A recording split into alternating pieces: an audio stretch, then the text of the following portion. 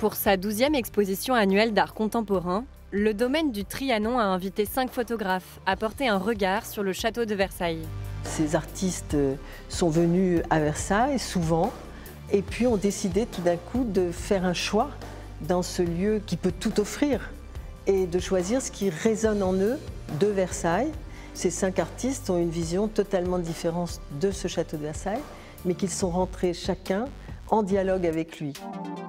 Montrer leur Versailles, voici le but de l'exposition Visible-Invisible. Dov Alouche s'est focalisé sur un des matériaux du château, le gypse.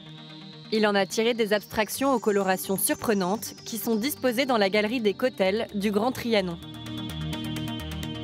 Nan Goldin, par exemple, a voulu aller dans les tréfonds du château de Versailles, visiter les entrailles du château de Versailles, les entrailles des fontaines, voir cette tuyauterie qui n'a pas changé depuis Louis XIV et montrer son lien avec les grouillements de la vie et ces grouillements de la vie que l'on retrouve un peu plus loin quand elle fait cette installation autour des femmes et des déclarations des droits des femmes avec des artistes d'aujourd'hui qui viennent rapporter ces paroles de la Révolution française.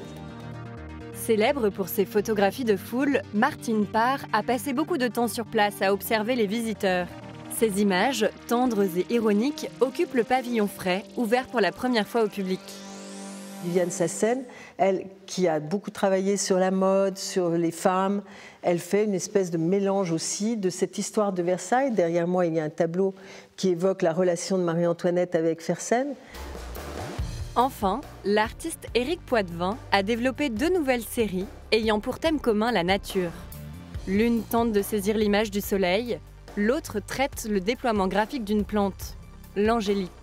Pour découvrir le lien naturel entre le patrimoine et la création contemporaine, rendez-vous au domaine du Trianon à Versailles jusqu'au 20 octobre 2019.